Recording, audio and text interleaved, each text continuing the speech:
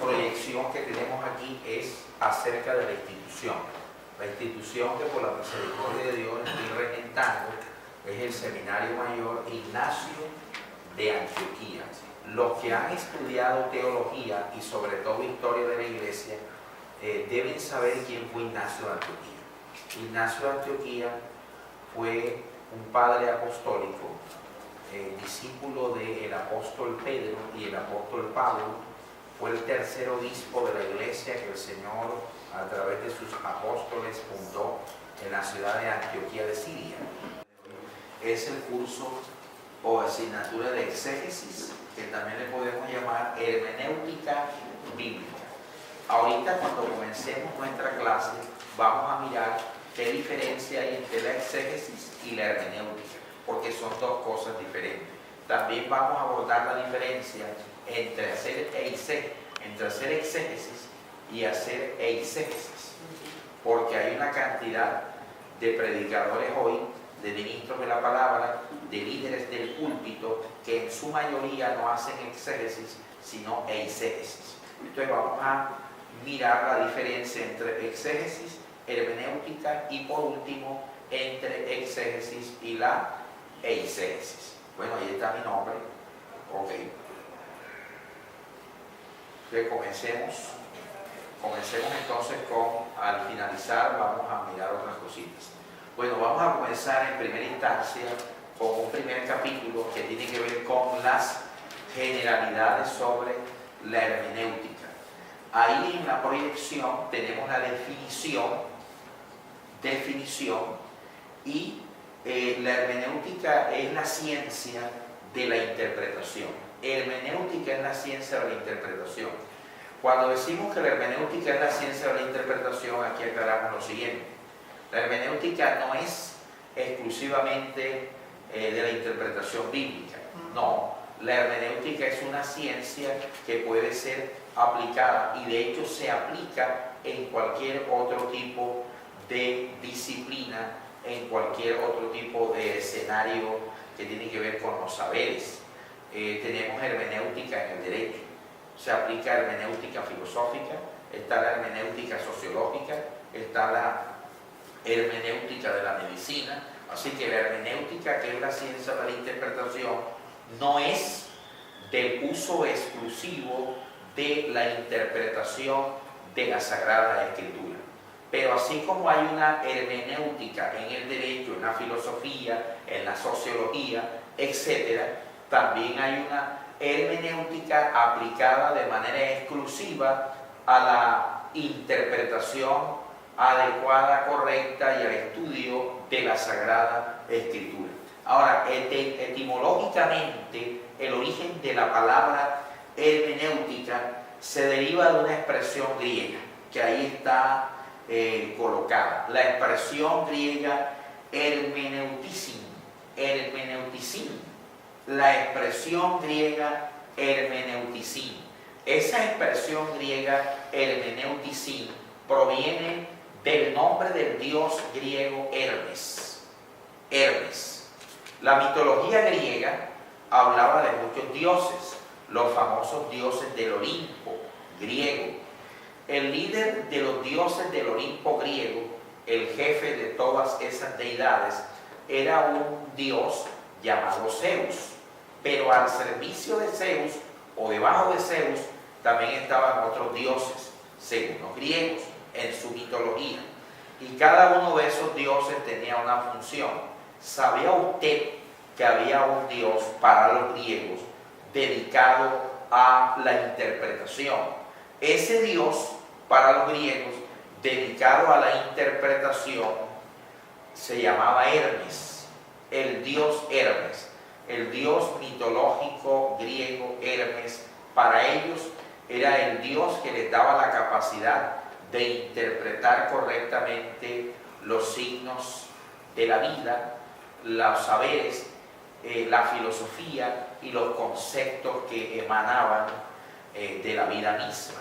Así que del nombre del dios mitológico griego Hermes proviene la expresión griega hermeneuticin, y de hermeneuticin proviene el término hermenéutica, que hoy, ya desconectada de todas estas ideas religiosas, mitológicas, ya desconectada de todo eso, la hermenéutica hoy es una ciencia aplicable a los saberes del ser humano y que tiene como propósito, fin y objetivo fundamental interpretar adecuadamente esos saberes o esas distintas o diferentes disciplinas que tienen que ver con el desarrollo del hombre, con el desarrollo humano. Por eso al inicio dije que hermenéutica no tiene que ver únicamente con la interpretación de la Biblia, sino que es una ciencia que se encarga de interpretar o darnos una correcta interpretación de otros saberes distintos a la Sagrada Escritura, pero aplicado a el mundo escriturístico de la Biblia, pues entonces la hermenéutica es la ciencia teológica que se encarga de suministrarnos la interpretación adecuada de la Escritura. ¿Por qué? Porque la teología, con la aparición de los famosos apologistas griegos, la teología pasó de ser una mera ciencia eclesial al servicio únicamente de la Iglesia y se convirtió en una ciencia universal. Pero para que la teología hacia el siglo II de la era cristiana pasara y mutara, evolucionara, progresara y se transformara de ciencia eclesial a ciencia universal, los llamados apologistas griegos, que antes de ser teólogos fueron ilustres académicos, sabios, intelectuales, filósofos, maestros en Grecia, antes de convertirse fueron filósofos. Entonces, estas personas cuando se convierten al Evangelio, ¿qué hacen? Colocan al servicio de la fe toda su sapiencia y toda su intelectualidad. Y es con los apologistas griegos que la teología empieza a dialogar con otras ciencias. Se da entonces en el marco del quehacer teológico apologista griego algo que llamamos el diálogo de las diferentes disciplinas científicas.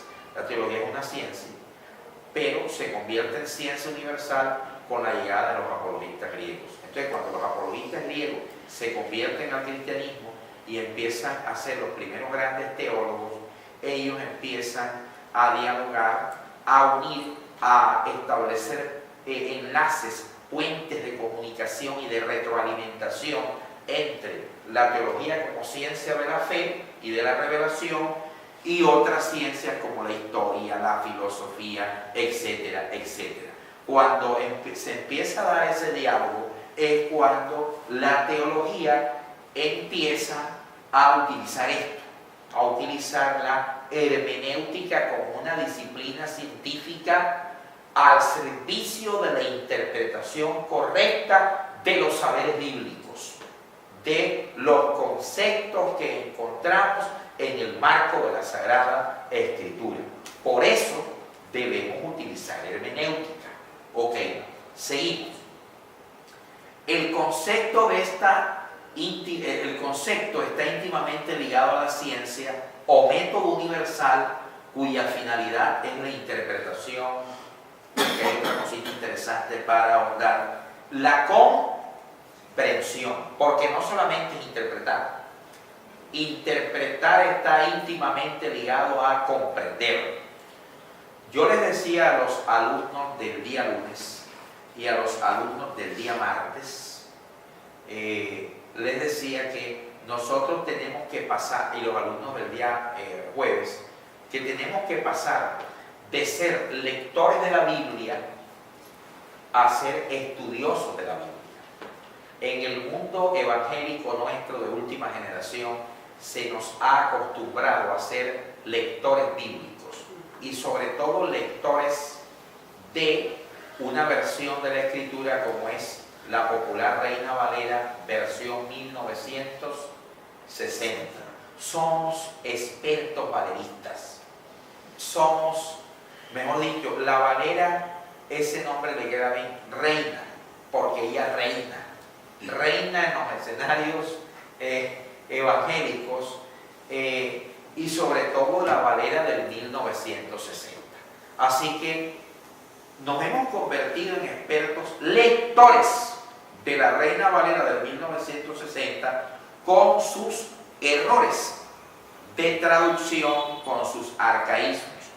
En la medida en que el tiempo nos dé en estos encuentros académicos que vamos a tener los sábados, yo voy a traer aquí un listado de textos difíciles de entender, un listado de pasajes difíciles de comprender y también un listado de pasajes o textos que la Reina Valera, Biblia que reina en medio del mundo nuestro evangélico, ¿verdad?, del 60, tiene pasajes que son arcaísmos, que son errores de la traducción, porque en el texto original no están, para que usted los identifique y de esa manera poder ayudarnos en una correcta interpretación de la Escritura. Así que esto pica y se extiende. Muy bien. Así que necesitamos además de la interpretación, necesitamos la comprensión. Disculpe que me interrumpa, doctor. Sí. Y no solamente la Reina Valera como hegemonía en el mundo cristiano, sino que cuando uno empieza a leer las otras versiones, sí, son versiones satánicas, diabólicas, que están cambiando la palabra de Dios, que es prohibido leerla, y desde los púlpitos se denigra de una manera ignorante de las otras versiones, donde las otras versiones son más claras, más certeras, y uno puede asimilar más lo que quiso decir el Señor en su contexto y en su historia. como la Valera actualizada. Correcto. O contemporánea, que te corrige los errores de la del 60. Ok, entonces, ¿qué es lo que queremos en esta asignatura? Queremos dos cosas: adoptar las herramientas para una correcta interpretación que a su vez nos lleve a una comprensión de la Sagrada Escritura. Y en este arte de la interpretación y de la comprensión de la Sagrada Escritura, pues ahí encontramos que tenemos que apartarnos de una lectura denominacional de la Escritura y adentrarnos en una lectura teológica de la Escritura. Porque una cosa es la lectura denominacional y otra cosa es la lectura teológica de la Escritura. La lectura denominacional está conectada a conceptos y principios que nos enseñaron en muchas de nuestras denominaciones, pero que están apartadas de la realidad. Mientras que la lectura teológica está desconectada de los apasionamientos denominacionales, de los apasionamientos sectarios, y es una mirada equilibrada, objetiva, de lo que realmente el texto sagrado quiso decir. Porque a veces la lectura denominacional, aunque utilice y apele a la Biblia como excusa y como argumento, muchas veces la lectura denominacional utiliza la Biblia no para enseñar lo que la Biblia dice, sino para enseñar lo que mi denominación quiere que la Biblia enseñe. Esa no es la idea. La idea es enseñar lo que la Biblia realmente está enseñando.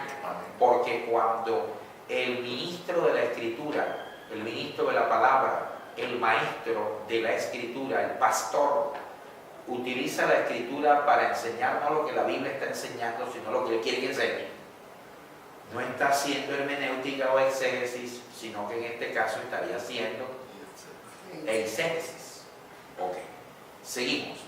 Significa entonces que la hermenéutica intenta establecer un proceso por medio del cual se hace inicialmente una interpretación en torno al sentido de cualquier fenómeno, y en segunda instancia se realiza la comprensión del mismo. O sea, la hermenéutica lo primero que hace en este proceso de análisis, de interpretación, es establecer lo que el documento a estudiar, porque, repito, la hermenéutica no es exclusiva de la ciencia bíblica, ¿no? en cualquier campo y en cualquier escenario de la vida humana y de los saberes humanos tenemos que aplicar hermenéutica. Entonces lo primero que la hermenéutica pretende establecer es cómo interpretar esto que estoy analizando. Y en segundo lugar, después de interpretarlo, cómo llevar esa interpretación de esto que estoy analizando, de ese saber que estoy analizando, a una correcta comprensión en mi análisis intelectual y racional. Por eso la hermenéutica tiene que ver con interpretación y comprensión de lo que se está interpretando. Seguimos todavía en el significado, en la definición. El término sinónimo de hermenéutica es exégesis, del griego exegeomai. Sinónimo de hermenéutica es exégesis, que a su vez es sinónimo de exegeomai. Y exegeomai significa explicar, exponer e interpretar. Actualmente la exégesis se usa para expresar la práctica de la interpretación del texto, mientras que la hermenéutica determina los principios y reglas que deben regir la exégesis. Todos acá atentos. Aquí entonces marcamos en estas primeras líneas la primera gran diferencia entre hermenéutica y exégesis. La hermenéutica tiene que ver con los principios, con las reglas, con la hoja de ruta a seguir para interpretar adecuadamente un texto. Así que la hermenéutica me proporciona las herramientas, las reglas y los principios que un estudioso bíblico debe seguir y adoptar, reglas y principios que lo llevarán a un feliz puerto. ¿Cuál feliz puerto? La exégesis. Porque mientras la hermenéutica tiene que ver con reglas y principios a seguir, la exégesis tiene que ver con la interpretación misma. Una vez que yo adopte las reglas y principios que la hermenéutica me proporciona para interpretar el texto bíblico, entonces esas reglas y principios puestas en acción y en marcha traen resultado. ¿Qué resultado? Exégesis. Así que la exégesis tiene que ver con la interpretación, mientras la hermenéutica tiene que ver con las reglas y principios de esa interpretación. Muy bien. Existen diversos saberes y escenarios en la aplicación de la hermenéutica. Por ejemplo, lo que les dije al inicio: hermenéutica filosófica, jurídica, sociológica, antropológica, entre otros. Aplicado al campo de la teología cristiana, la hermenéutica tiene por objetivo fijar los principios y normas que han de aplicarse en la interpretación del texto bíblico. Así que como la hermenéutica tiene que ver con los principios, reglas y normas que un estudioso de la Biblia tiene que asumir y seguir para interpretar o hacer exégesis bíblica, entonces con la hermenéutica está ligada ¿a qué? Bueno, cuando yo voy a interpretar el texto de la Biblia, lo primero que tengo que aplicar es hermenéutica. Antes de ir a la exégesis, primero aplico la hermenéutica. ¿Y cuál es la hermenéutica que voy a aplicar? Las reglas para interpretar ese texto. O sea, para hacer exégesis de ese pasaje. ¿Cuáles serían las reglas para llevar esto al escenario práctico? ¿Cuáles serían las reglas? Un ejemplo. Leo un texto de la Escritura. Entonces le aplico hermenéutica antes de aplicar exégesis. La hermenéutica que voy a aplicar aquí, o las reglas, son: ¿cuál es el contexto? ¿Cuál es el contexto donde está inmerso este texto? La hermenéutica que voy a aplicar aquí, los términos que están siendo utilizados en este texto tienen un origen etimológico. Si es en el Nuevo Testamento, estos términos utilizados aquí tienen un origen etimológico desde el punto de vista lingüístico en el idioma griego. Pero el idioma griego tiene todo lo que conlleva. Pero el idioma griego en los tiempos de los apóstoles estaba subdividido en varios dialectos. ¿Cuál es el dialecto que los escritores neotestamentarios utilizaron para escribir el Nuevo Testamento? Porque no fue un griego uniforme, sino un dialecto griego. Entonces tendré que entender que el dialecto utilizado es el dialecto griego ecoiné. Bueno, ¿y cuáles eran las características del dialecto griego ecoiné, que es el griego popular, el que utilizaban las masas de esa época? Además de conocer cuál era el contexto, debo también mirar qué fue lo que quiso decir el autor bíblico, cuáles eran sus costumbres, cuál era su manera de pensar, cuál era su educación. O sea, todo eso tiene que ver con las reglas. Y las reglas es la hermenéutica. Una vez yo siga este abecedario hermenéutico, estos principios, entonces, después de hacer este análisis, siguiendo las reglas de la hermenéutica, voy a empezar a poder hacer exégesis, que en este caso es, voy a poder empezar a hacer interpretación del texto bíblico que he leído. Así que no es fácil interpretar la Biblia. Leerla y decir cualquier barbaridad es fácil, pero estudiarla y pretender aplicar una correcta exégesis no es fácil, porque antes de llegar a la exégesis tendré que transitar por las normas y reglas y principios de la hermenéutica. Yo creo que hasta ahora todo está claro. Claro que sí. Muy bien. Seguimos. Las mejores ilustraciones del concepto de hermenéutica, así como de su práctica, las hallamos en la misma Sagrada Escritura. Todos acá atentos. Hay un principio básico que la hermenéutica me proporciona si yo quiero descubrir la correcta interpretación o exégesis de la Escritura. Y hay un principio básico que dice: la Sagrada Escritura es el mejor instrumento para interpretarse a sí misma. O sea, la Escritura se interpreta a sí misma. Se interpreta a sí misma. Entonces, aquí estamos diciendo que en la Escritura ya encontramos las primeras luces de la utilización de la hermenéutica, de esos principios y reglas para interpretarse ella. En la revelación del Antiguo Testamento sobresale la labor exegética de un hombre llamado Esdras. Esdras tenía una doble condición.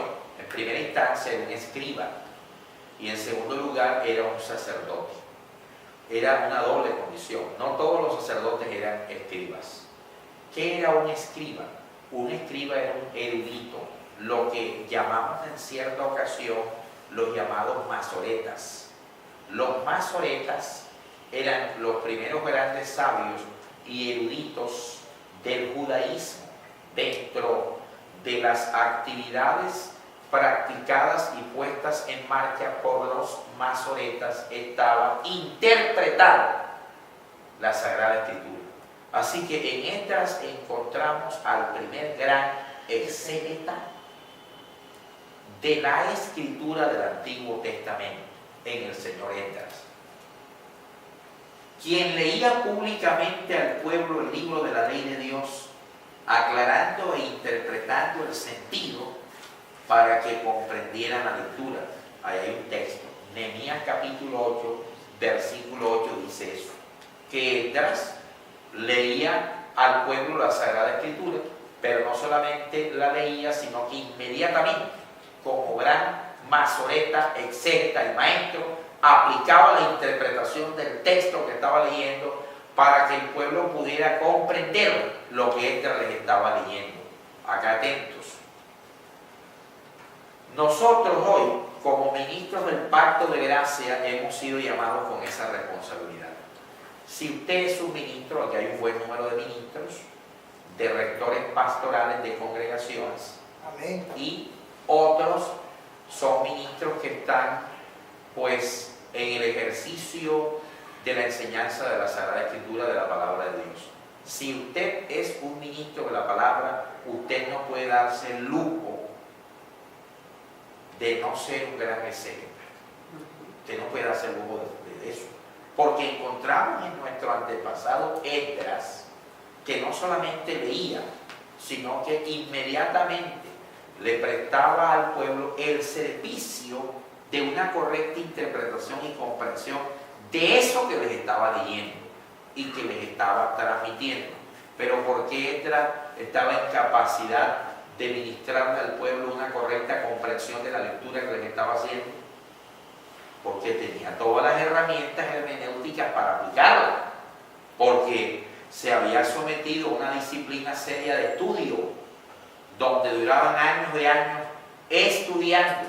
Aquí, un mes, 4 clases de 3 horas, esto apenas es una sinopsis, o sea, una introducción a la exégesis, porque en 4 clases de 3 horas no creo que nos vayamos a convertir en unos expertos, eruditos y doctores de la interpretación, pero por lo menos para darle unas herramientas alfabéticas en el abecedario de la interpretación.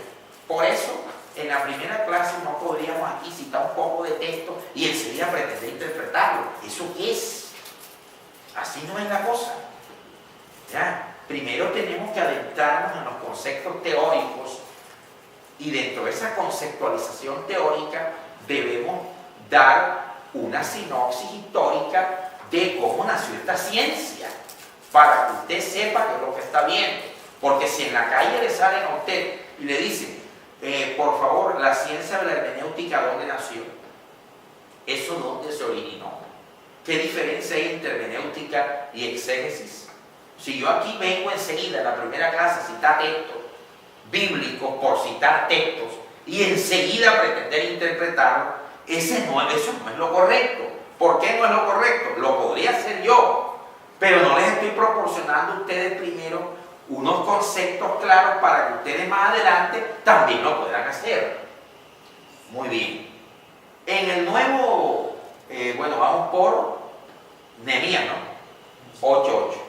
En el Nuevo Testamento, la práctica exegética aparece no solo como elemento didáctico, sino como esencia de la proclamación evangélica centrada en Cristo. Los apóstoles fueron grandes exégetas, sobre todo Pablo, que fue el gran arquitecto y perito de la doctrina cristiana. Porque si hay a un apóstol que le debemos toda nuestra estructura doctrinal y dogmática y revelacional en materia de fe, ese es al gran rabino, sabio, apóstol y exégeta Pablo, a tal punto que hasta Pedro estaba admirado por la manera como Pablo escribía y enseñaba, que en una de sus epístolas petrinas Pedro dice: como el Señor ha usado a nuestro hermano Pablo, enseñando cosas difíciles de entender, o sea, difíciles de interpretar. Pero Pablo, como gran exégeta, trata de colocar en lenguaje sencillo y práctico esos saberes mistéricos y revelacionales con profundidad y sabiduría de Dios en sus páginas epistolares.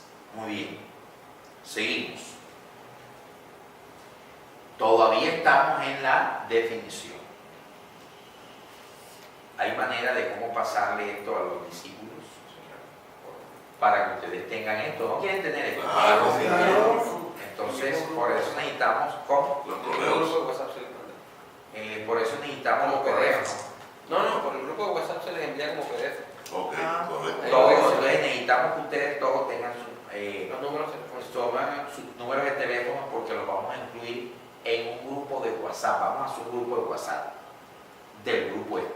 ¿Estamos de acuerdo? Sí, de acuerdo. Donde toda esta información va para allá. Muchas Aquí la información llega enseguida. Muy bien.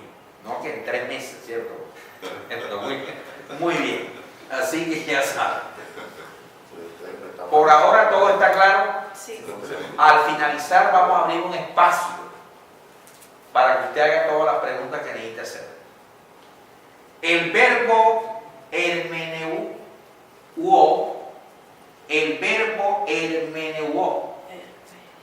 aparece en el texto griego de cada uno de los versículos aclaratorios. Aquí entramos. Este verbo, de donde viene hermenéutica, aparece en la Biblia. Para que usted no diga, no, pero es que el profesor está hablando de hermenéutica y ocurre que la hermenéutica es una disciplina, una ciencia que se originó en Grecia y que sale de la mitología griega, más específicamente del dios griego Hermes. ¿Esto qué es? Nos está enseñando el paganismo, profesor. Bueno, ¿sabe usted que ya este verbo del cual proviene hermenéutica está en la Biblia y que es aplicado en la Escritura? Primer ejemplo, Evangelio sinóptico de Mateo capítulo 1 versículo 23. El nombre Emanuel se le explica su significado. Dios está con nosotros. Por favor, sigan atentos con su profesor. Ocurre que cuando el texto mateano, sinóptico de Mateo, habla de que el ángel Gabriel le dice a la madre del Señor, y le pondrás por nombre Emanuel, y dice el escritor sagrado ahí, que traducido es, Dios está con nosotros. Ahí el escritor sagrado de Mateo está utilizando el verbo hermeneuo, que viene o que es uno de los orígenes de hermenéutica. Cuando él dice que traducido es, bueno, el texto griego en vez de decir que traducido es, dice que hermeneuo es. Y que ya se está utilizando. Ok. Marcos 5:41. A la frase aramea muy famosa, Talita Komi, sigue la traducción, muchacha, levántate. La Reina Valera del 60 dice, niña, a ti te digo, levántate y anda.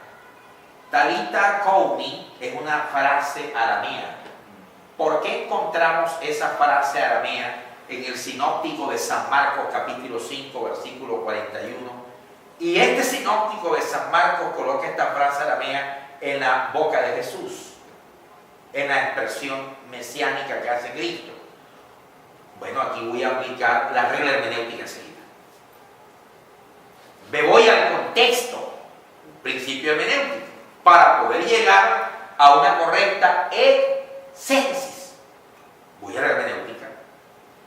En los tiempos de Jesús, ya esto es hermenéutica, la Judea de los tiempos de Cristo y de los apóstoles era una región altamente políglota. Y era una región altamente políglota porque muchas culturas estaban fusionadas y se habían encontrado en esa región. Para entender la característica políglota de la región en los tiempos de Jesús de Judea, tenemos que trasladarnos años atrás, siglos atrás. Esa región había sido invadida en múltiples oportunidades por diferentes imperios. Desde el famoso imperio neobabilónico fundado por el emperador Nabucodonosor, que invade la región de Judea en el 587 a.C. y destruye el reino del sur, reino de la monarquía davídica con capital en la ciudad de Jerusalén, y se lo lleva cautivo a los judíos para Babilonia, y ahí duran 70 años de cautividad.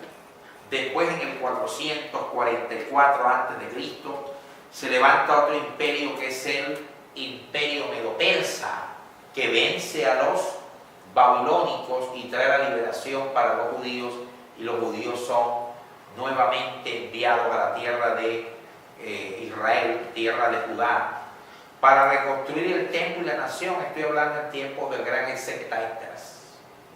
Después, en el 330, viene la aparición del imperio griego con su fundador Alejandro Magno, que invade esa región. Así que, abuelo de pájaro, esta región ya ha sido invadida por babilónicos, y la lengua de Babilonia era el arameo. Arameo. Los judíos empezaron a hablar lengua aramea cuando fueron deportados a Babilonia en el 587 a.C. Empezaron a hablar arameo en Babilonia. Después llegan los medo-persas. Ese idioma de los persas no pegó mucho. Después llega el idioma griego con el establecimiento del imperio helénico con Alejandro Magno en el 330 a.C. y el griego se impone como lengua universal.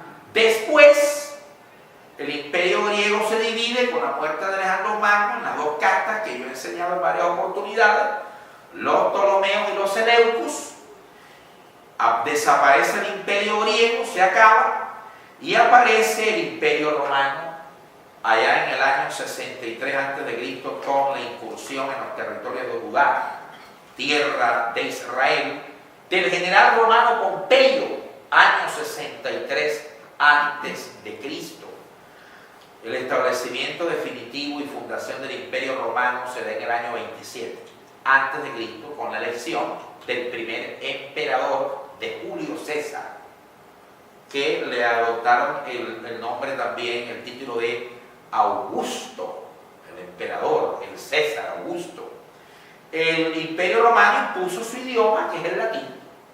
Por eso en los tiempos de Jesús, esa región era políglota, por la influencia que había recibido por siglos de todos estos imperios. Jesús, como rabino judío, los rabinos judíos eran hombres políglotas.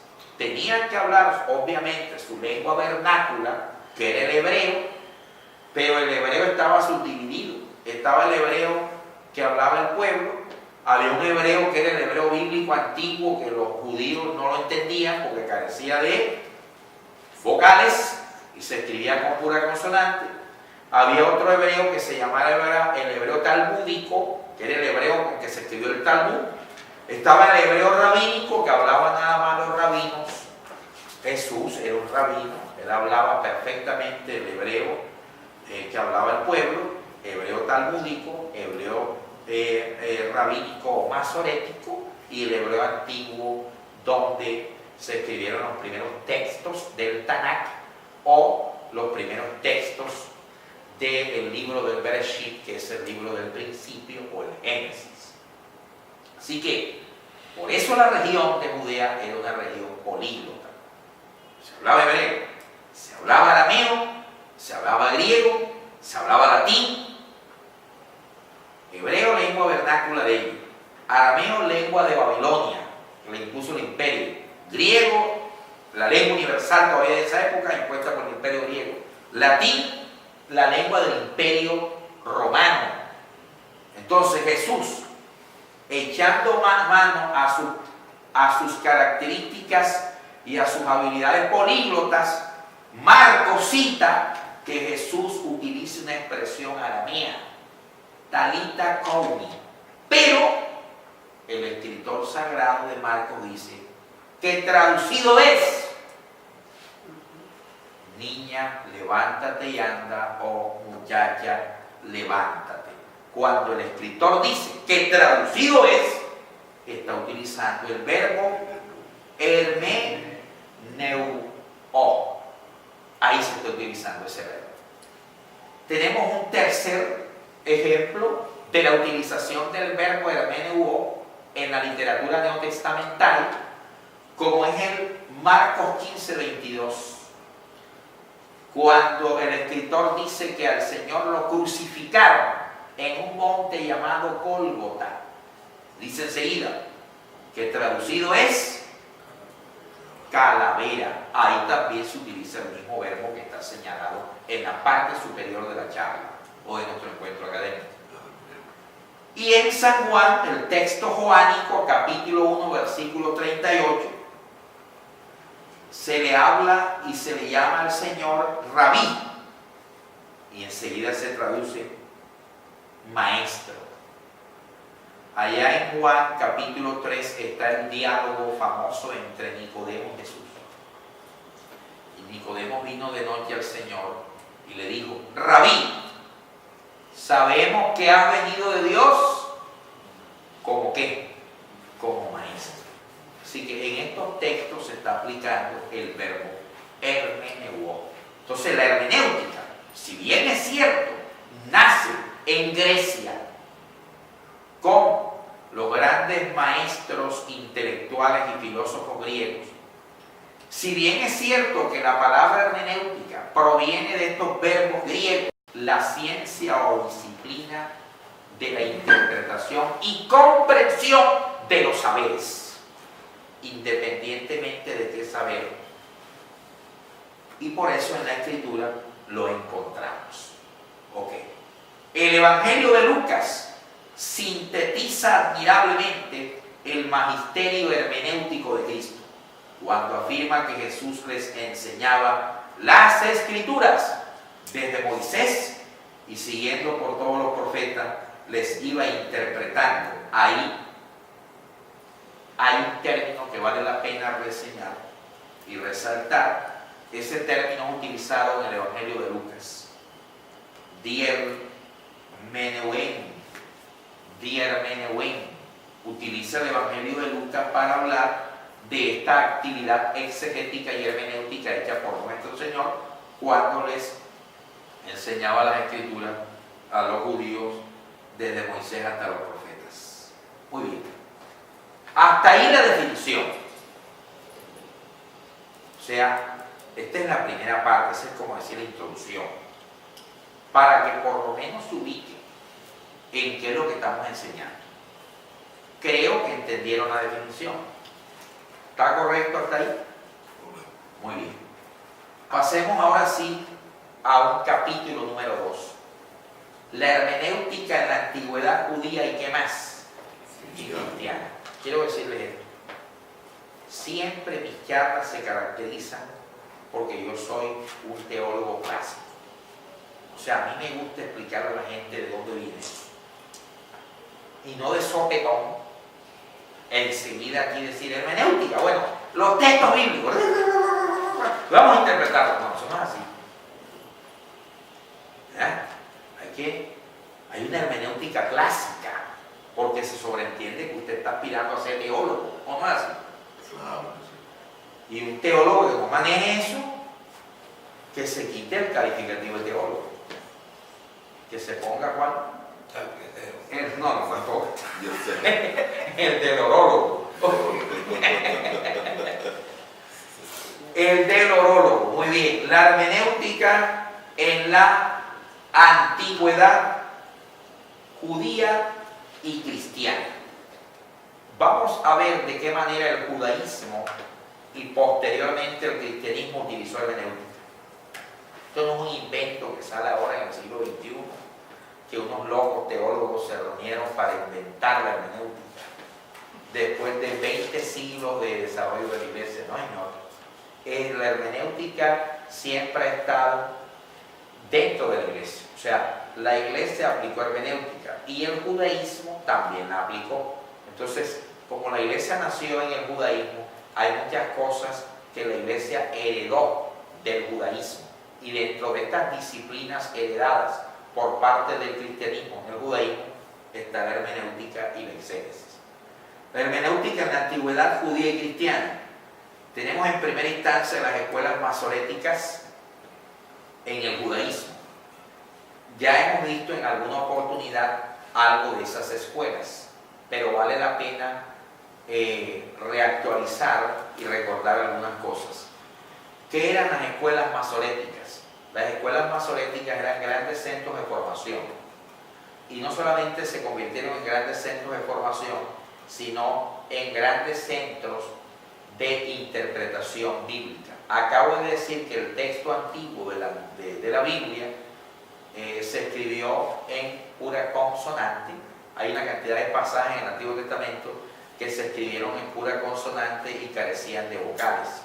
Por eso nacieron las escuelas masoréticas en el judaísmo, para poder interpretar correctamente esos textos que carecían de vocales, para que el lector o el judío pues pudiera comprender qué significaba ese texto de la escritura que carecía de vocales y que se había escrito en pura consonante, porque ya había muchos judíos que no sabían leer en ese hebreo antiguo carente de vocales, escrito en pura consonante.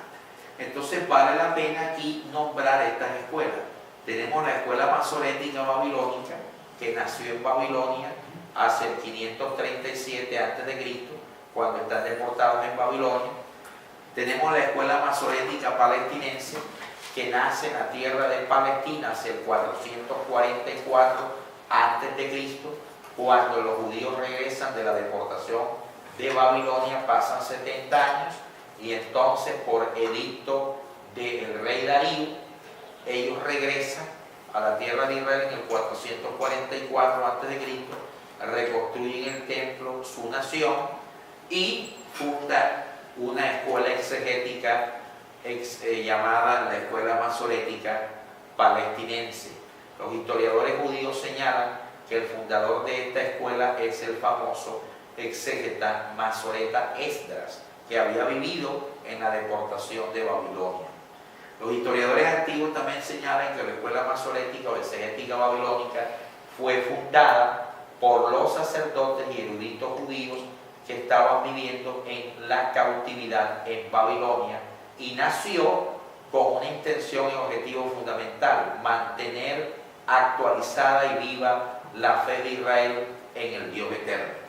Y la escuela masorética o exegética tiberiense, esa escuela nació en la ciudad de Tiberias, ubicada cerca al lago de Tiberíades.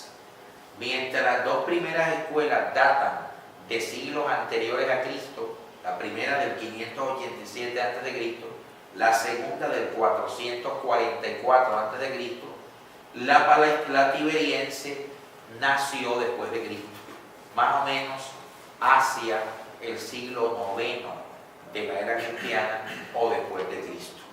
Ok, estas escuelas tenían sus propios métodos exegéticos o de interpretación. Estoy diciendo que gran parte de los textos del Antiguo Testamento carecían de vocales y se escribían con pura consonante. Así que algo que estuviera escrito en pura consonante no se entendía.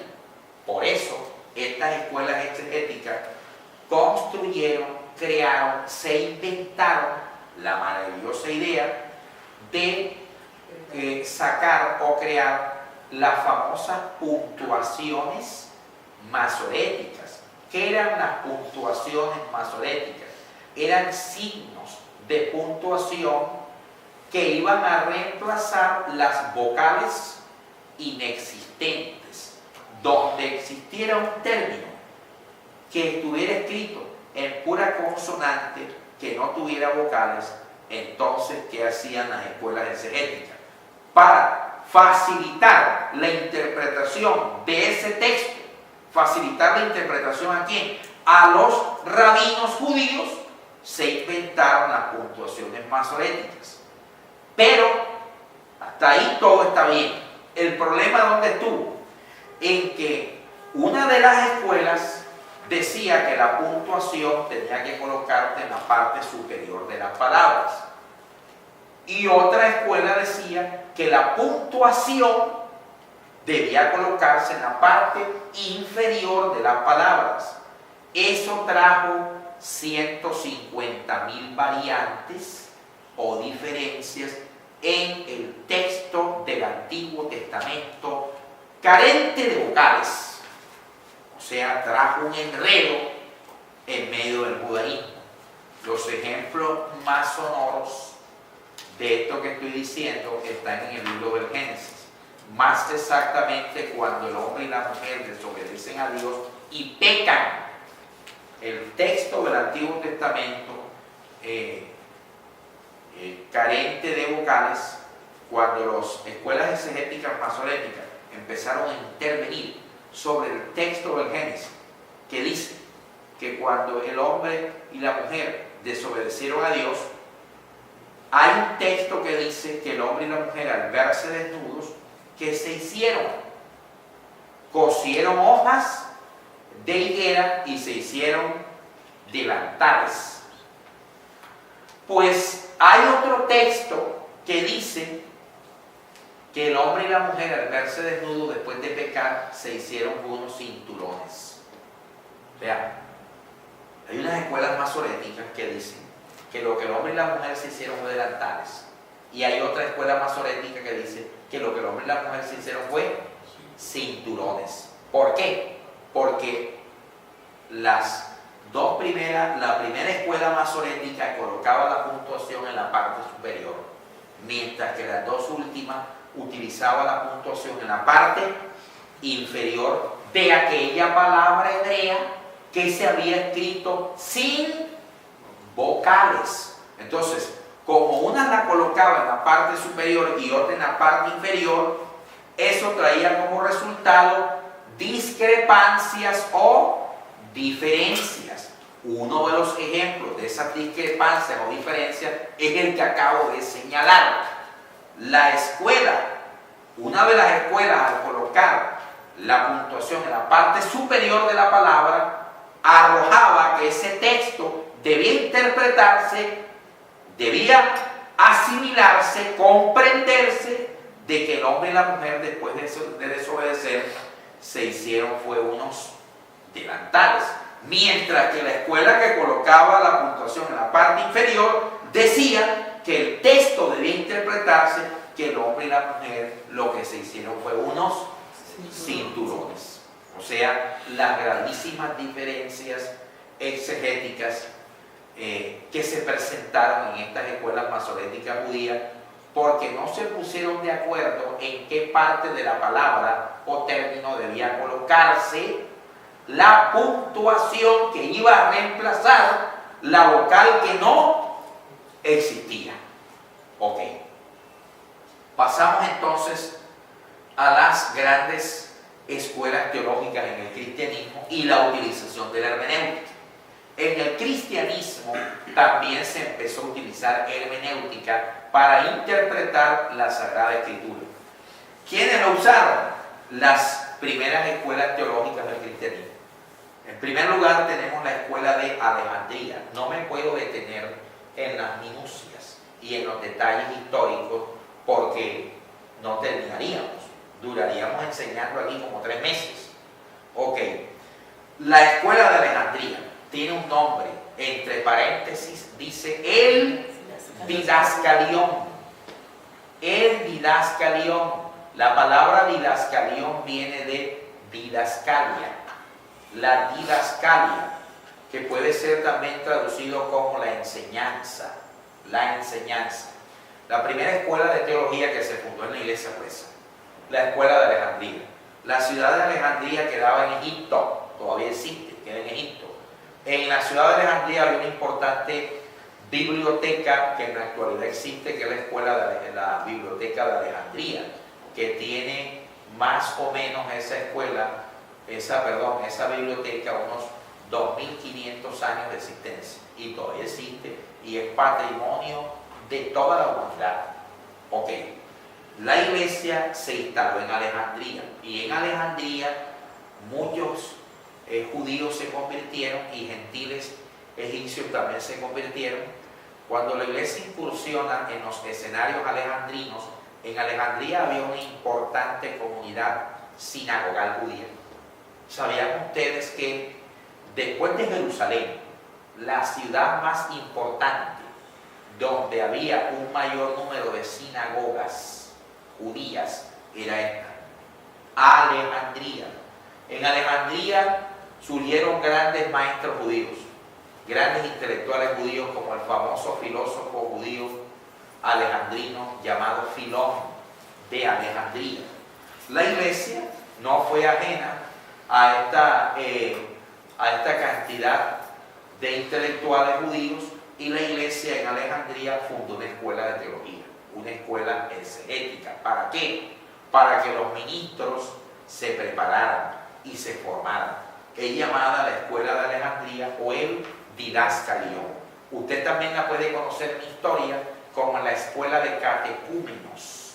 Tiene 3 nombres: escuela de Alejandría, didascalión o escuela de catecúmenos. Catecúmenos viene de catequesis. Catequesis no es un término de la iglesia romana. Catequesis es un término griego que traducido también se puede traducir como enseñanza. La enseñanza. ¿Qué eran los catecúmenos? Los discípulos. En este caso aquí, ¿qué estamos haciendo? ¿Una qué? Una catequesis de la hermenéutica o de la exégesis. ¿Y ustedes qué serán? Catecúmenos. ¿Ya?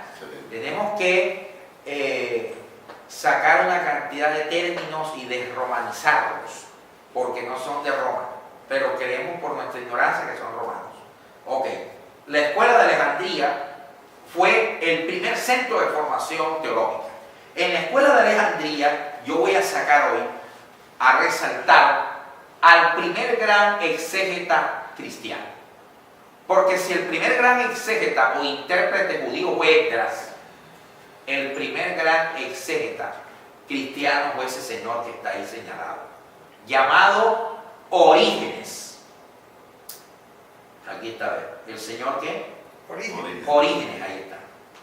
Primer gran exégeta de la iglesia. Cuando yo digo que Orígenes fue el primer gran exégeta de la iglesia, estoy diciendo que él fue el primer gran intérprete. Entiéndase exégeta o intérprete, no aquel que lee la Biblia nada más. Al comienzo de la clase dije que tenemos que pasar de ser lectores bíblicos a estudiosos bíblicos. Orígenes era un estudioso bíblico.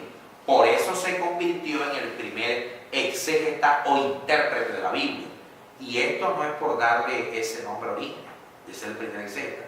¿Sabían ustedes que Orígenes fue el primer teólogo que hizo exégesis de todos los libros de la Biblia?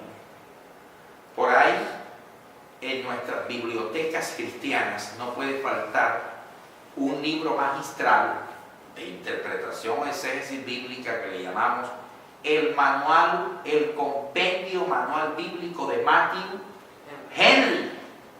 Matthew Henry fue un presbítero anglicano, un profesor en Inglaterra. Así que ese no puede faltar. Bueno, antes de Matthew Henry, más de 1000 años antes de Matthew Henry, este señor Orígenes hizo comentarios exegéticos de todos los libros de la Biblia, capítulo por capítulo y versículo por versículo, o sea, de toda la Biblia. Le hizo comentarios exegéticos a Génesis, Éxodo, Levítico, Número, Deuteronomio, de toda la Biblia, incluyendo los deuterocanónicos, que son el libro de Judí, Tobit, Macabeos 1, Macabeos 2, Sabiduría, Eclesiástico, Baruch, de todos esos libros. Hizo Orígenes comentarios de interpretación, de cómo debían interpretarse. Además de eso, Orígenes se convirtió en el... Disculpe, ese texto existe acá en Colombia, lo podemos conseguir. Lo de Orígenes. Sí, ese comentario exegético de Orígenes. ¿Qué dice, alumno? Sí, en CLC. De hecho, están sacando todas las publicaciones de los primeros libros de Orígenes. Y Orígenes. Okay. Es la librería. Sí, Bueno, de CLC le tengo un anuncio. El día 22 de julio, anoten esa fecha, no se les vaya a olvidar, Pastor Galo y su amada esposa, Olimpo y el Rey, Pastor Reinaldo, España. El día que, hermanos, 22 de julio, tenemos un plato fuerte. El plato fuerte es un seminario de el misterio de Dios Trinidad. El misterio de Dios Trinidad. Lo vamos a dar el 22 de julio, que queda domingo a las 3 de la tarde, en Barranquilla, sede Boston. El misterio de Dios Trinidad. Va a ser un seminario que usted no ha escuchado esa explicación de la Trinidad. porque no solamente vamos a probar, vamos a ver entre esos temas el misterio de Dios Trinidad en el Antiguo Testamento, el misterio de Dios Trinidad en el Nuevo Testamento, el misterio de Dios Trinidad en los Evangelios, el misterio de Dios Trinidad en las epístolas, el misterio de Dios Trinidad, el misterio de Dios Padre en el Antiguo Testamento, el misterio de Dios Padre en el Nuevo Testamento, el misterio de Dios Hijo en el Antiguo Testamento, el misterio de Dios Hijo en el Nuevo, el misterio de Dios Espíritu Santo en el Antiguo, el misterio de Dios Espíritu Santo en el Nuevo. Y de ñapa le vamos a dar también cómo se explica teológicamente la Trinidad. Otra de las cositas que vamos a ver es las emanaciones y procedencia de las personas divinas. ¿Qué es eso? De emanaciones y procedencia de las personas divinas. Por ejemplo, ¿de quién procede el Padre? ¿De quién procede el Hijo? ¿De quién procede el Espíritu Santo? El Padre no procede de nadie. El Hijo procede del Padre, porque el Hijo dijo: yo salí de mi Padre. El Espíritu Santo procede del Padre. La emanación del Hijo, del Padre y del Espíritu Santo del Padre son diferentes. El Hijo procede del Padre, ¿de qué manera? Bueno, eso lo veremos. ¿De qué manera procede el Espíritu Santo del Padre? ¿Será que cuando yo digo el Hijo y el Espíritu Santo proceden del Padre, estoy entonces cayendo en los discursos subordinacionistas, donde el Hijo y el Espíritu son criaturas hechas por el Padre? ¿Será que la procedencia del Hijo y del Espíritu Santo en relación al Padre entonces debe ser interpretada como una procedencia creacional? Entonces, si no es procedencia creacional, porque si es procedencia creacional, los testigos de Jehová tendrían razón. Entonces, si no es procedencia creacional, ¿qué tipo de procedencia es? Bueno, eso lo vamos a ver en el seminario El Misterio de Dios Trinidad del 22 de julio, 3 de la tarde. Ahora vamos a tener la compañía de los amigos de CBC. CBC va a hacer una alianza con nuestro seminario, pues ya me llamaron, y ellos nos van a acompañar en todos estos seminarios, y les he propuesto otras cositas más. Así que prepárese, ese día CBC va a llevar toda la gama de libros, van a dar descuentos especiales para que usted aproveche y compre ahí libros buenos en CBC. Ahí podría comprar usted, Pastor Gary, varios libros que tienen que ver con lo que dice el Pastor William sobre los padres apostólicos y sobre las obras de Orígenes. Muy bien. Aquí hay 3 nombres que parece que estuviéramos hablando en lenguas. Perdón. Aquí está. Estos 3 nombres son, este que está aquí, ¿qué dice ahí? Tetraplas. Aquí, hexaplas. Y aquí, octaplas. Hemos dicho que Orígenes fue el primer gran ¿qué? Exégeta. Porque hizo exégesis de todos los libros de la Biblia.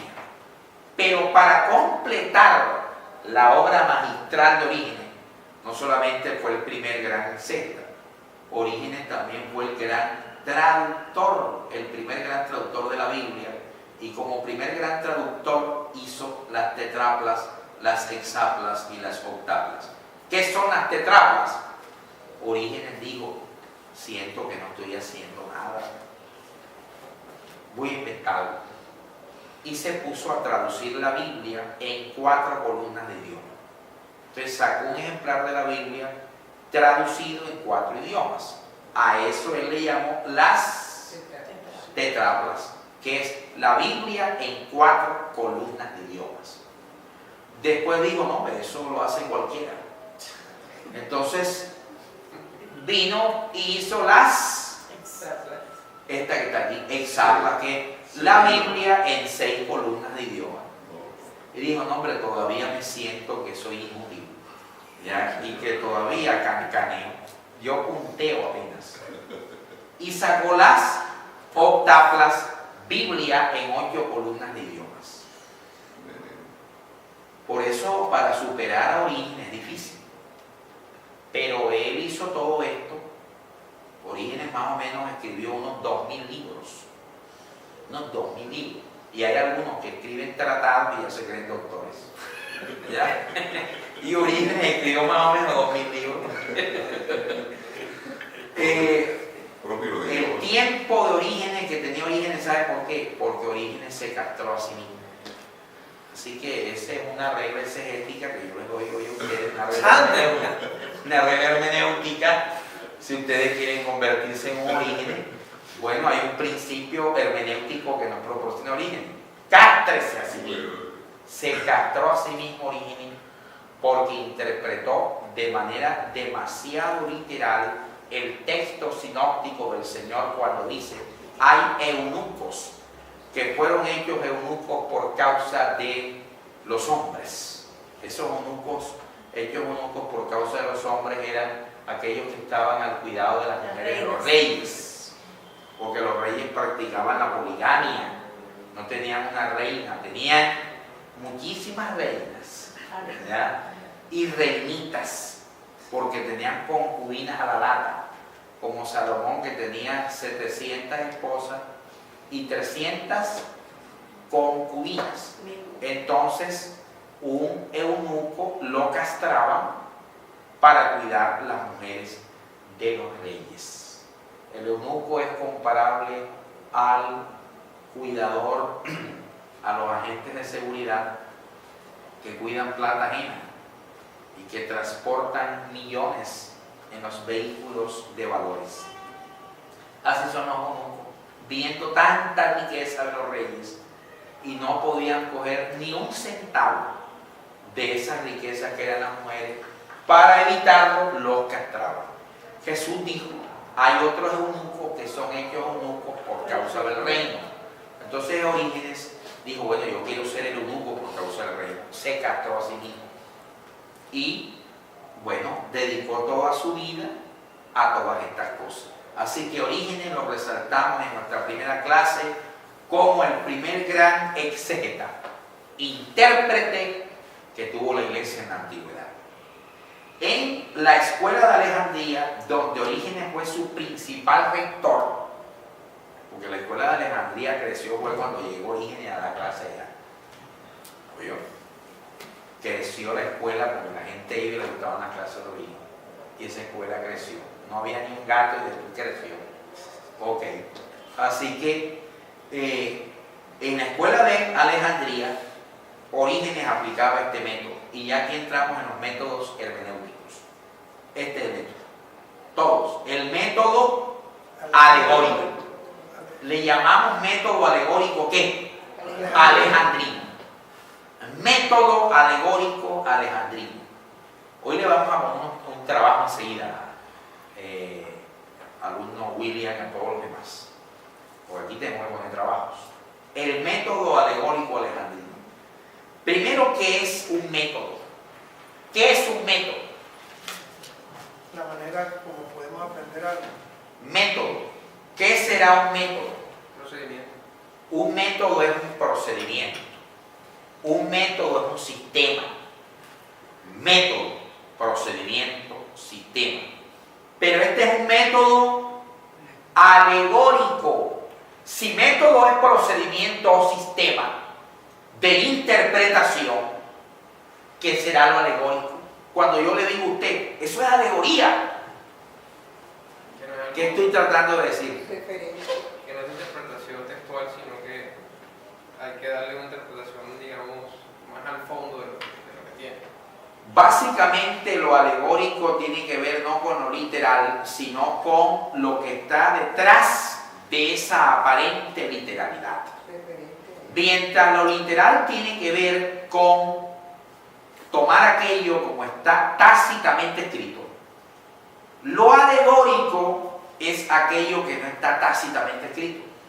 Es aquello que está dentro de una instrumentación simbólica. O sea, está dentro, está contenido en figuras o en claves. Entonces, el método alegórico alejandrino, le llamamos así alejandrino porque la escuela exegética de Alejandría era sumamente alegórica. La exégesis alejandrina era alegórica. Para los alejandrinos, prácticamente todo el Antiguo Testamento había que aplicarle un método alegórico porque había una cantidad de figuras en el Antiguo Testamento que dentro de esas figuras había mensajes. Entonces, lo alegórico son mensajes que no están tácita o literalmente expresados o escritos, sino que están dentro de una figura simbólica o alegórica que el escritor está utilizando. Y la Biblia tiene mucho de eso. Por eso es que Pablo dice en una de sus epístolas, a lo espiritual hay que aplicarle lo espiritual. Y a lo literal, lo literal. Pero en la Biblia hay muchas cosas alegóricas. ¿Cuál es el gran talón de Aquiles de nuestra iglesia evangélica y de nuestros pastores? Son excesivamente literalistas. Excesivamente literalistas. O sea, interpretan la Biblia tal cual como la están leyendo. Por eso, repito, usted debe mutar. Usted en esta asignatura tiene que mutar. Tiene que sufrir una metamorfosis. Mutar de lector a estudioso. Porque cuando yo soy un estudioso, eso me va a dar la capacidad de mirar si el texto que estoy leyendo debo interpretarlo o asumirlo tácitamente como está escrito, y para eso le aplico un método literal, o si el texto que estoy leyendo se caracteriza porque el escritor sagrado está utilizando una cantidad de figuras, así que no debo asumir esas figuras de manera literal, todo lo contrario, detrás de esas figuras hay un mensaje. El problema está en que ¿cuál es el mensaje que está detrás de esas figuras? Como por ejemplo el libro del Apocalipsis. En el libro del Apocalipsis, cuando nos empezamos a leerlo y estudiarlo, nos vamos a dar por la cabeza. Hace años había pastores que decían, el domingo vamos a empezar un ciclo de enseñanzas que es interpretar el Apocalipsis capítulo por capítulo y versículo por versículo. Imagínese usted. Y entonces, ¿qué hacían? Iban a Llama. Bueno, en esa época no era Llama, sino Libros Colombia. Allá donde Rufino, en San Nicolás. Allá por San Nicolás. Y entonces allá donde Rufino compraban el librito de Iván Barchuk, que es un dispensacionalista hasta los tuétanos. O se iban a lo seguro, iban donde Rufino y decían, véndame la Biblia de estudio Scofield, la última chácara. El Espíritu Santo interpreta a través de esa Biblia. No necesito estudiar, porque cuando voy a la Biblia de estudio Scofield, que es la misma Reina Valera, versión 1960, con unos comentarios de Scofield y sus colaboradores, entonces voy a lo seguro. Y empezaron a enseñar desde los púlpitos, no mediante un proceso serio de estudio exegético, hermenéutico, sino a repetir como loro lo que leyeron en la Biblia de estudio Scofield. Y ahí metieron una cantidad de cosas, porque la interpretación que hace Scofield del Apocalipsis es, escuche, desastrosa, ¿oyó? Desastrosa, conforme a las reglas contemporáneas de la hermenéutica, porque prácticamente la interpretación de Scofield del Apocalipsis hermanos míos, la cinta cinematográfica de Steven Spielberg le queda en pañales. O sea, Apocalipsis se convierte en una cinta llevada a Hollywood, como lo interpreta Scofield. Y eso usted muchas veces lo propagó en su comunidad, porque creía que comprando una Biblia de estudio ya lo iba a tener todo. Yo puedo comprar la Biblia de estudio Scofield y la puedo leer y puedo detectar dónde están los errores de lo que dice Scofield.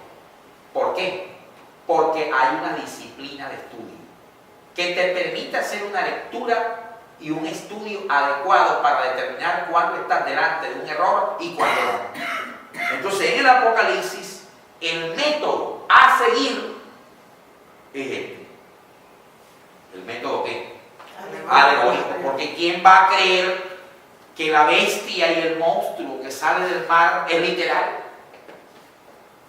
Que ese monstruo es un monstruo que va a salir de Puerto Colombia, de Salgar, de las playas del mar Caribe, ¿verdad? Como una vez lo dijo un predicador amigo mío por radio, hace años, que tenía una emisora, la única emisora de la ciudad, y dijo que ese monstruo que estaba en el Apocalipsis, la bestia del mar, eso era literal, que el anticristo era el Leviatán, porque el libro de Job habla del Leviatán. ¿Quién le dijo a usted que el Leviatán es el diablo? En el libro de Job, donde se menciona el Leviatán, según lo que dice Job, era un monstruo marino. Es una serpiente gigantesca del mar. Es más, el Señor nombra el Leviatán en Job. Cuando alegoriza con Job, el Señor le dijo: ¿acaso tú jugabas con el Leviatán? ¿Ya? Así dice. Entonces, el Leviatán era un animal antiguo, antiquísimo, de mar, marino. Y en las comunidades evangélicas, cuando empiezan las guerras espirituales, reprenden al Leviatán. Te vas, espíritu de Leviatán, por favor, ¿verdad? Entonces,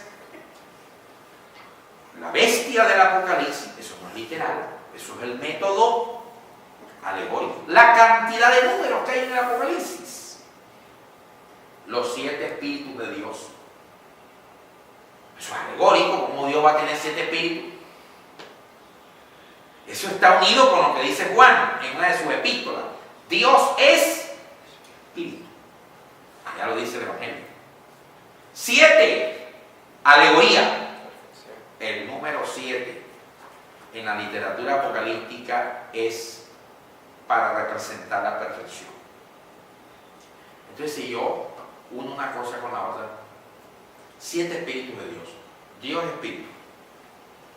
7, perfección.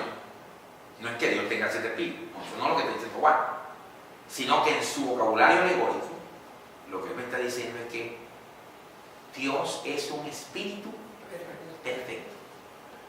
Ya vio, facilito. Ese es el método alegórico.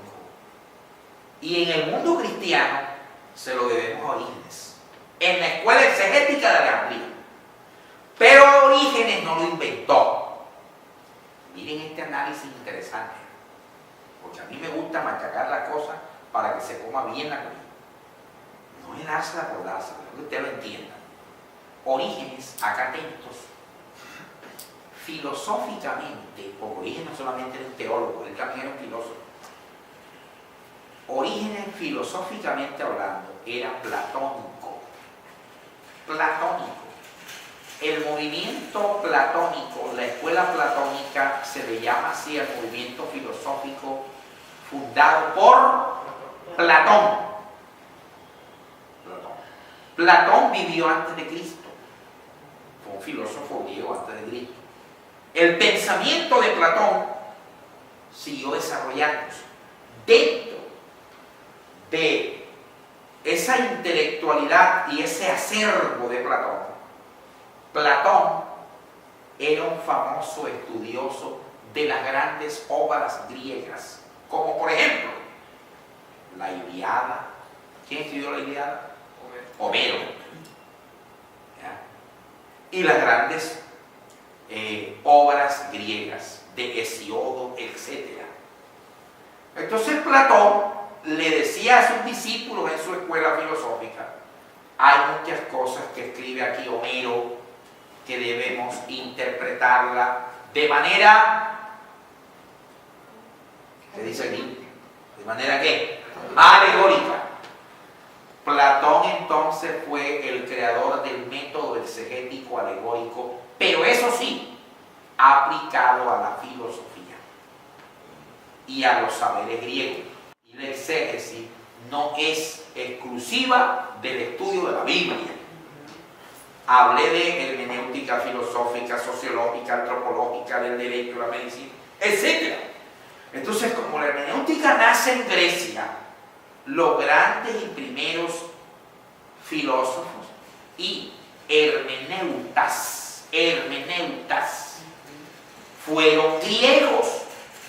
Y uno de sus grandes hermeneutas y exégetas griegos fue Platón, que tenía una escuela filosófica, y el método de interpretación que Platón más le encantaba, porque él lo creó y se lo enseñó a sus discípulos, fue el método alegórico, donde él hacía análisis con sus discípulos de grandes obras de esa época y de época anterior, y entonces Platón decía: bueno, estas obras en su mayoría hay que entenderlas, interpretarlas, comprenderlas de manera alegórica.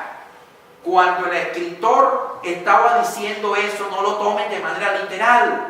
Detrás de esa aparente expresión literal hay un contenido, pero ese contenido está expresado, está condensado en el vocabulario alegórico y simbólico, como es el caso de grandes escritores como Polibio, Tito Livio, Tucídides. Uno de ellos dijo: el rey persa Jerjes mandó a azotar las olas del mar porque el mar le destruyó el puente del Esponto, que decía Platón. Eso no es literal.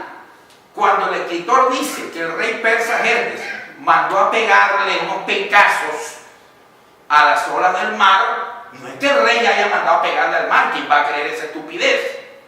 Lo que está diciendo es que la cólera del rey subió a tal punto, se encolerizó, que la única manera de explicar la rabia del rey es diciendo de manera simbólica o alegórica que le mandó a pegar al mar. Ese es el método alegórico.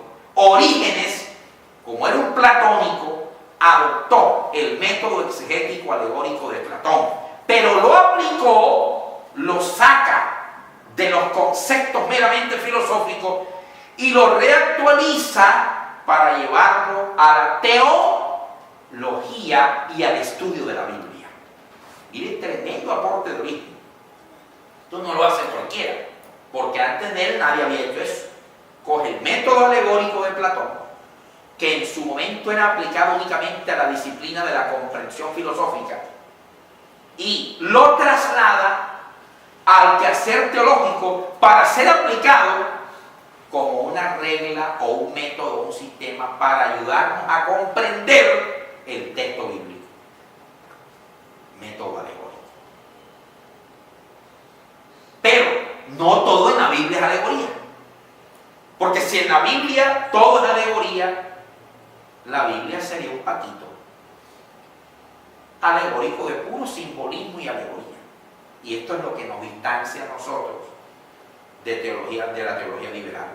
La teología liberal protestante ha pretendido, pues, enseñarnos la Biblia como un libro meramente mitológico. Por eso los milagros, según la teología liberal protestante, no existieron. Eso de que abrió Dios el mar rojo, eso es pan. Eso es simplemente pura alegoría, dice la teología liberal protestante. Y le tratan de buscar la explicación meramente racional. Por eso, cuando en el Antiguo y Nuevo Testamento se habla duro contra las conductas homosexuales, porque no se habla duro contra las conductas homosexuales únicamente en el Antiguo Testamento, también en el Nuevo. Pablo dice en la epístola a los romanos que los hombres cambiaron el uso natural por el que es contra la naturaleza, y dice, se encendieron en sus propias lascivias, hombre con hombre, mujer con mujer. Ahí está condenando el homosexualismo y el lesbianismo. Y dice Pablo, por eso Dios los entregó a una mente reprobada. Entonces, ¿qué dice la teología liberal? Como la teología liberal la aplica es pura alegoría a la Biblia. No le presten atención a eso lo que dice Pablo o lo que dice el Antiguo Testamento, que eso es pura, eso corresponde nada más a la mente homofóbica de ellos. Pablo era un homofóbico y Moisés ni se lía porque mandaba a quemar a los homosexuales. Entonces eran un poco de homofóbicos, que eso hay que interpretarlo nada más que con método alegórico. Por eso usted ve hoy que las iglesias protestantes de tradición en Europa, Estados Unidos, han aceptado el matrimonio entre personas del mismo sexo y aún tienen ministros ordenados en el ministerio. Hay iglesias de estas en Estados Unidos y Europa que tienen pastores gays. Por ahí tengo yo en el Facebook a un amiguito, que este amigo del Facebook es un ministro, entre comillas, un ministro episcopal de la iglesia mexicana. Y este es un señor ya retirado, pensionado, viejito ya. Pero yo me río, porque es viejo, es homosexual. Y no solamente es homosexual, y sale con su cuello radical y todo. Tiene pareja. Y se publica con su pareja en el Facebook. Así abrazado con un tipo más joven que él. Y él viejito. Y entonces le da palo al Antiguo Testamento y pone, a pesar de la Biblia soy cristiano, a pesar de todos los garrotes que tiene la Biblia, fundamentando las conductas homosexuales.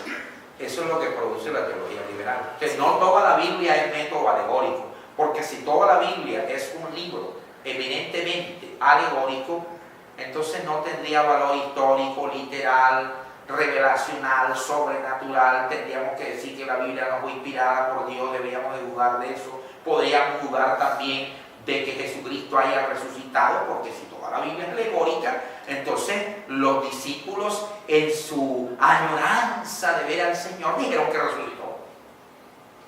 No todo en la Biblia es alegórico. Una gran parte de la Biblia es alegórica, pero no toda. Ese es el problema y la gran dificultad nuestra. ¿Cómo saber cuándo estoy delante de algo que es alegórico y cómo saber si estoy delante de algo que no es alegórico? Bueno, para eso usted está aquí.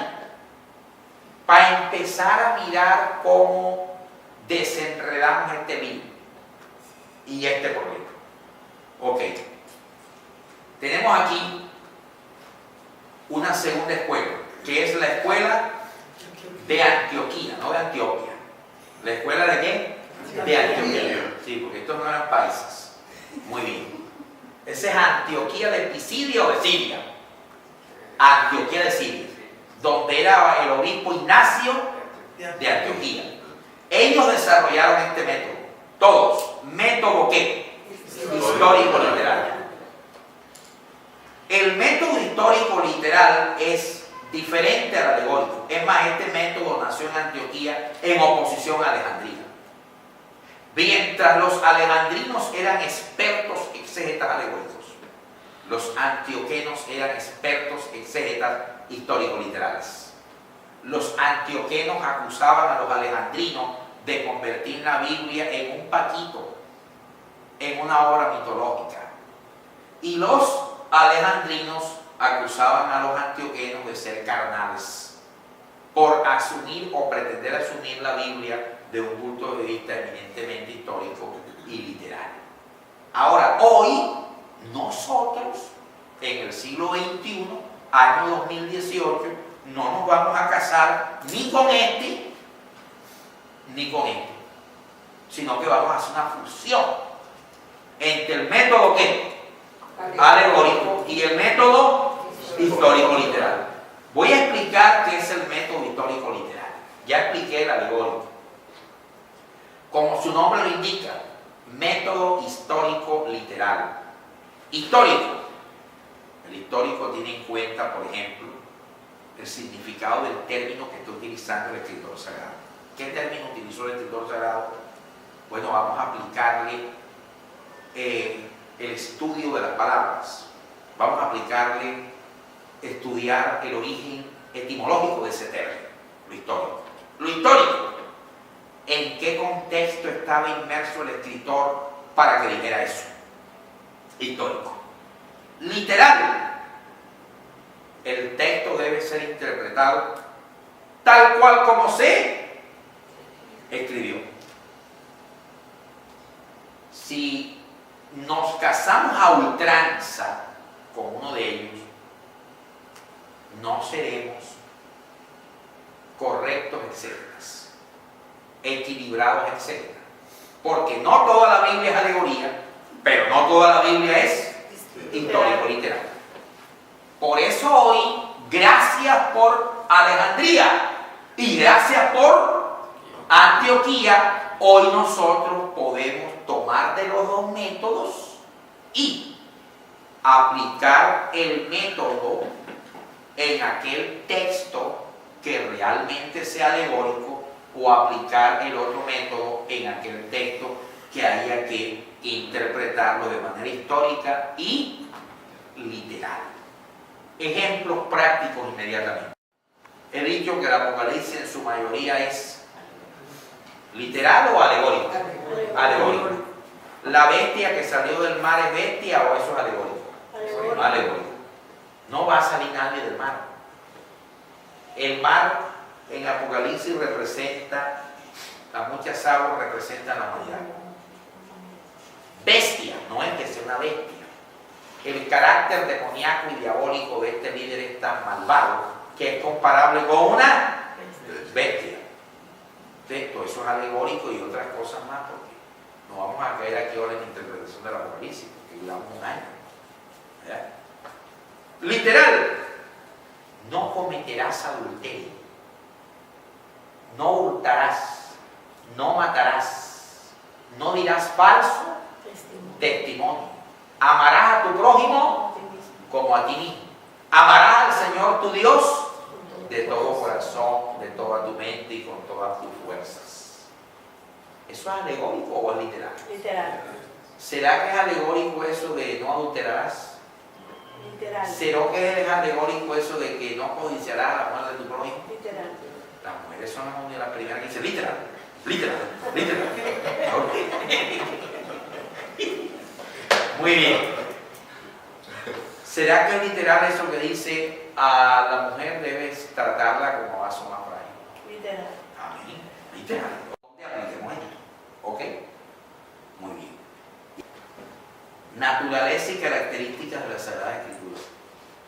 En primera instancia, vamos a abordar lo que es revelación e inspiración bíblica. Porque muchos de nosotros nos confundimos en ambos conceptos. Creemos que revelación es lo mismo que inspiración y son dos cosas totalmente diferentes. Concepto de revelación, concepto de inspiración, consecuencias de la revelación e inspiración. El saber absoluto y universal. ¿Qué es eso? Del saber absoluto y universal. Los saberes temporales particulares. En la Biblia hay saberes temporales. Sabemos que la Biblia es palabra de Dios, que Dios la inspiró, pero no todo lo que está en la Biblia lo dijo Dios. Hay cosas que están en la Biblia que corresponden al autor secundario de la Biblia, que es su escritor. Y ese autor secundario de la Biblia, cuando Dios lo inspiró, Dios no lo sacó de su entorno, ni lo sacó de su pensamiento, ni de su intelecto. Así que Dios dejó que el autor secundario de la Biblia, que es el escritor, escribiera los saberes inmutables productos de la revelación bajo sus propias particularidades conceptuales. Y dentro de esas particularidades conceptuales utilizadas por el autor secundario de la Biblia, que es el hombre, encontramos esto. Los saberes temporales particulares. Un ejemplo, un saber temporal particular en la Biblia. Josué oró y el sol se paró. Eso es un saber temporal. ¿Por qué? Hay que encontrar una limitante del doctor secundario, que no. El sol no se mueve. ¿Quién es la que gira sobre su eje alrededor del sol? La Tierra. Ahí encontramos una limitante científica de Josué. ¿Se equivocó Dios? No, señor. Porque el que estaba diciendo que Josué oró y el sol se paró, ¿fue Dios o el escritor? El escritor. ¿Cómo no va a saber Dios que la tierra es la que gira? Si Dios la creó. Es un saber temporal particular. Los ignorantes se confunden y a los saberes temporales particulares entonces les dan el nombre de error bíblico. No es un error, es un saber temporal. Temporal quiere decir característico de esa época, de ese tiempo. En ese tiempo los seres humanos creían que el sol giraba alrededor de la tierra y Josué no es ajeno a ese conocimiento. Pero así como encontramos un saber temporal particular que denota la finitud e imperfección del autor secundario de la Biblia, que es el hombre, también encontramos saberes absolutos, como es el caso de otro texto bíblico que está en el libro del profeta Isaías, donde dice: el Señor está sentado sobre el círculo de la tierra. ¿Saben quién fue el primer ser humano que dijo que la tierra era redonda? Galilei. El primer ser humano, aparentemente, que dijo en el mundo de la ciencia que la tierra era redonda, era el famoso científico italiano Galileo Galilei, que por eso la Iglesia Católica Romana lo declaró hereje por decir eso. Y entonces la Iglesia Romana, ¿qué Biblia leía? Dios mío, que era la Biblia que leían, porque 700 años antes de Cristo, Isaías dice: el Señor está sentado sobre el círculo de la tierra. Que la Iglesia Romana nunca ha leído la Biblia. Y en el libro de Job también dice. Y en el libro de Job. Eso es un saber ya no temporal particular, sino un saber absoluto y ¿qué? Universal. Ok. Este es lo que vamos a ver el próximo sábado. Todo lo estoy anunciando con otros temas más. Ok.